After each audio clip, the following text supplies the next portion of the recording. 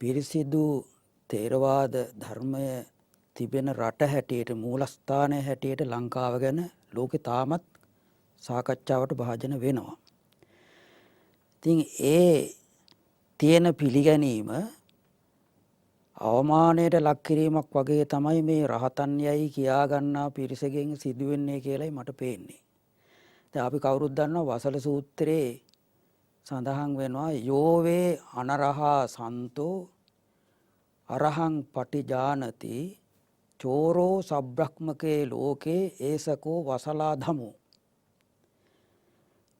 ලෝකේ වසල කියන පහත්ය කියන හඳුන්වන අය අතර වසල කරන ධර්ම ජීවිතයේ තියෙන පිරිස අතර අන්තිම පහත්ම වසලයා හැටියට හඳුන්වන්නේ බුදුහාමුදුරුවෝ තමන් රහත් නොවි රහතන් වහන්සේ නමක් හැටියට පෙනී සිටින තැනැත්තා.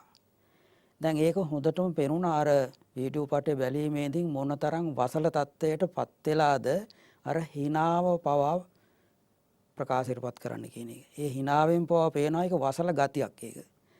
රහතන් වහන්සේ නමක් නෙවෙයි සාමාන්‍ය අපි වගේ සාමාන්‍ය භික්ෂුන් වහන්සේ නමක්වත් ගිහි පිරිස ඉදිරියේ ශ්‍රාවකයන් ඉදිරියේ ඒ බඳු සිනාවක් පාමින් බණ කියන ගතියක් නැහැ. අනුශාසනා කරන ගතියක් නැහැ. අර ඔබ වහන්සේ සඳහන් කළා වගේ කුමන්ත්‍රණකාරී විදිහට භික්ෂුන් වහන්සේට ශාසනයේ උපහාසයට ලක් කිරීමට යොදාගත්ත වැඩපිළිවෙලක එක කොටසක්. එතකොට රහතන් වහන්සේලා මේ කාලේ පහළ වෙන්න බැරි කමක් නැහැ හැබැයි. ඒක අපි පිළිගන්න ඕන. බුදුරජාණන් වහන්සේ දේශනා කළා හොඳට භික්ෂුන් වහන්සේලා ජීවත් වෙනවා නම් මේ ලෝකේ රහතන්ගෙන් හිස් වෙන්නේ නැහැ කියලා. රහතන් වහන්සේලා බිහි වෙන්න පුළුවන්. ඒකට අවකාශ තියෙනවා. නමුත් රහත් බවට පත්වෙච්ච ස්වාමින් වහන්සේ නමකගේ සිල්වත්කම කියන එක, හැදිච්චකම කියන එක, ආචාරශීලී ගතිය කියන එක මුළු ජීවිතේම කාවැදලා තියෙන එකක්. ඉතින් ඕකට උත්තර දෙන්න ගියාම සමහරු කියනවා අර ඒක රහතන් වහන්සේ නමක් හිටියා උන්වහන්සේ නිතරම ඕන කෙනෙකුට වසලා කියලා කතා කරන පරණ පුරුද්දට. ඒ වගේ තමයි මේ පරණ පුරුද්දට තමයි ඔය hina වෙන්නේ ওই විදියට. විහිළු තහළු කරන ගතිය ඒක නිකන් මේ අතපය පොරවගෙන ඉන්න එකක් නෙවෙයි කියලා එහෙම කියන ගතියක් තියෙනවා. නමුත් බුදුරජාණන් වහන්සේ උන්වහන්සේ රහතන් වහන්සේ නමක් නේ බුදුහාමුදුරුවෝ මොනතරම් සංවරව වැඩියද දකින්නම් පහදන සුළු විදියට අනෙකුත් මහරහතන් වහන්සේලා. ඒ නිසා ඒ බාහිර සංවරය කියන එක අභ්‍යන්තර සංවරයේ ප්‍රකාශයක්. ඒක පැහැදිලිව පේන්න ඕන. ගිහියන් වගේ කොක්කනලා සිනාසන කෙනෙක් කවදාකවත් රහතන් වහන්සේ කෙනෙක් වෙන්න පුළුවන් කමක් නැහැ. මේක අර ගිහි ජනතාව උපහාසයට ලක් කරන්නේ නැතුව රහතන් වහන්සේ තියෙන ගෞරවය නිසා තමයි ඇතැම් විට ඊට විරුද්ධව කතා කරන එක වහන්සේ කියනවා මේ ආර්ය උපවාදයක් හැටියට සලකයි දෝ කියලා. ඒකත් වැරදි පිළිගැනීමක්. ආර්යයන් වහන්සේ නමක් හැටියට මුළු හදවතින් අපට පිළිගන්න බැයි නම් උන්වහන්සේ ආර්යයන් වහන්සේ නමක් නෙවෙයි කියලා ඒක ආර්ය උපවාදයක් නෙවෙයි. මට මතකයි එක්තරා තරුණයෙක් මේ රහත් ධාතු කියලා මේ ළඟදීම ආදාහන කරපු ස්වාමීන් වහන්සේ නමගේ ධාතුන් වහන්සේලා බුලත් කුලයක තියාගෙන පින්තූරත් අරගෙන ගෙනල්ලා මට පෙන්නලා කියනවා මේකට උපහාස කරොත් ආර්ය උපවාදයට අයුයි කියලා. මේ මට කියන්නේ. එතකොට මේ වගේ එකක් වෙන කෙනෙකුට කිව්වා නම් ඇත්තටම බයයි. මම මේක රහත් ධාතු නෙවෙයි කියලා කිව්වොත් මම අපාගත වෙයිද?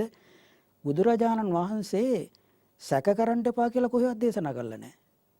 සැකය ඉදිරියට යන්න බාධාවක් බව ඇත්ත. නමුත් සැක කළ යුතු තැනක සැක කරන එක විය යුතු දෙයක් කියලා කාලම සූත්‍රෙමේ තියෙනවානේ. සැක කළ යුතු තැන සැකයක් ඇතිවීම පවා ඉදිරියට යන්න තියෙන මේ හොඳ පියවරක්. හැබැයි මේ සැකයේ තුල ඉඳගෙන වැරදි නිගමනයට යන එක තමයි වැරද්ද. ඒ නිසා බුදුරජාණන් වහන්සේ දේශනා කරනවා අපට හරි දැක්මක් ඇති කර ගැනීමට උවමනා කරන කරුණු දෙකක් තියෙනවා. එකක් තමයි යහපත් අය සත්පුරුෂයෝ කියා දෙන දෙයට ඇහුම්කන් දීම. ආ දෙක අඩු වෙලා හරියට. අසත්පුරුෂෝ කියන දෙයට තමයි වැඩියෙන් සවන් දෙන්නේ. දෙවෙනි එක තමයි යෝනිසෝ මනසිකාරය හේතු යුක්ති ඇතිව කල්පනා කරලා බලන එක. අයෝනිසෝ මනසිකාරය වැරදි දෘෂ්ටියට යනවා. හැබැයි පරතෝගෝස ප්‍රත්‍ය කියන එක අනුන්ට ඇහුම්කන් දීම කියන එක වැරදි දෘෂ්ටියටත් හේතු වෙනවා. ඒ අසත්පුරුෂයන්ගේ දෙයට ඇහුම්කන් දීම. මේ රහතන් යයි කියා ගන්නා අය කියා දෙන දෙයට ඇහුම්කන් දීලා ඒක පිළිගත්තොත් වෙන්නේ අර වැරදි දෘෂ්ටියට මිච්ඡා දිට්ඨියට යෑමක්. අයෝනිසෝ මනසිකාරය තවත් ඒකට බලපානවා. ඒ නිසා පැහැදිලිවම මේ වගේ වැඩසටහන් වලට සවන් දීලා හරි දැක්මක් ඇති කර ගැනීම අවශ්‍ය වුණා මේ කාලේ. ඒ හරි දැක්ම ඇති කරගන්නේ අපට අහුම්කම් දීලා විතරක් නෙවෙයි තමන්ගේම බුද්ධියනුත් කල්පනා කළා. මීට පෙර ලබාගත් දැනුම උපයෝගී කරගෙන දහම් පාසල ඉගෙන ගත්ත කරුණ උපයෝගී කරගෙන දිනපතා පාසල ඉගෙන ගත්ත බුද්ධ ධර්මයේ පිරිසිදු තේරවාද ධර්මයේ මෙච්චර කාලයක් දේශනා කරු ස්වාමීන් වහන්සේලාගෙන් අහගත්ත දේවල් ප්‍රයෝජන අරගෙන තමයි මේ ගමන යා යුත්තේ.